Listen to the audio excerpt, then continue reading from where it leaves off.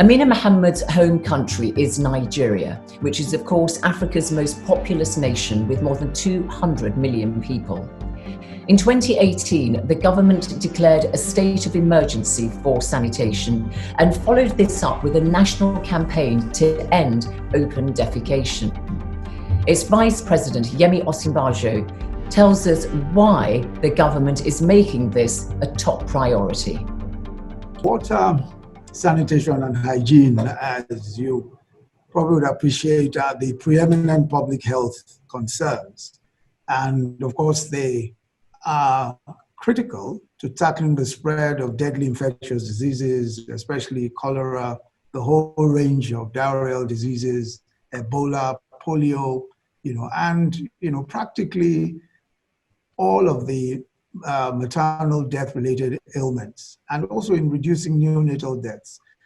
In fact, almost a huge percentage, I must say, of under 5 mortalities are due to compromised hygiene and sanitation.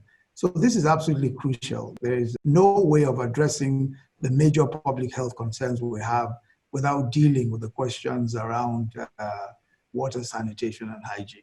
We have worked very hard to ensure that we're able to address the questions around females, especially menstrual health issues and all that. These are concerns that we have, and in all of the various initiatives, central to this are the concerns that females have in particular.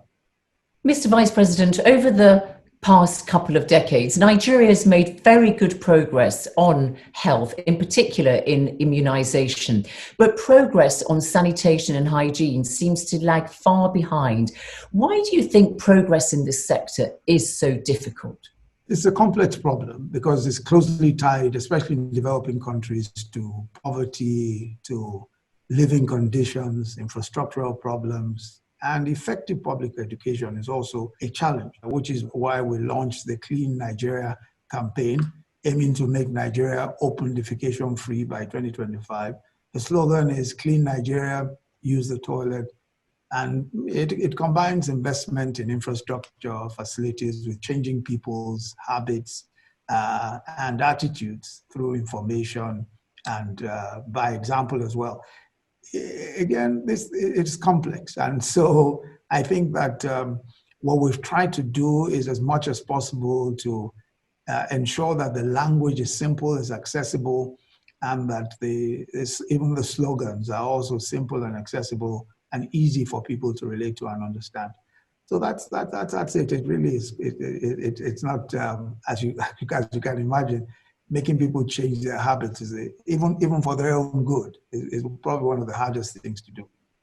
How important is it that you get buy-up on this campaign right across all government departments?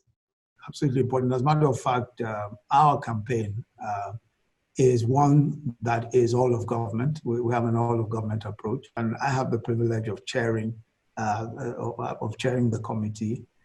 So as you've been outlining, it's very much the responsibility of governments to take the lead in achieving better sanitation and hygiene. But what role do you think this new fund could play in helping you meet your goals and other countries like Nigeria?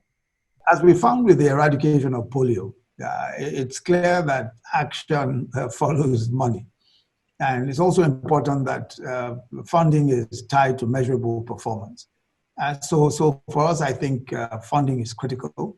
And this fund in particular is of great importance. It will cost us $2.5 billion to end open defecation in Nigeria by 2025.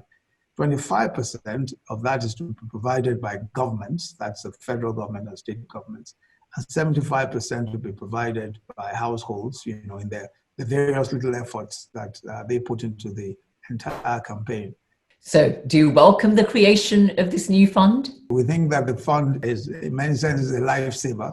And so we're very keen to support it and very keen to access it. And I think one of the features that I particularly like is the fact that it is tied to performance, it's tied to measurable performance, so that it's not just, aid at large. It's the sort of aid that spurs performance and spurs achievement.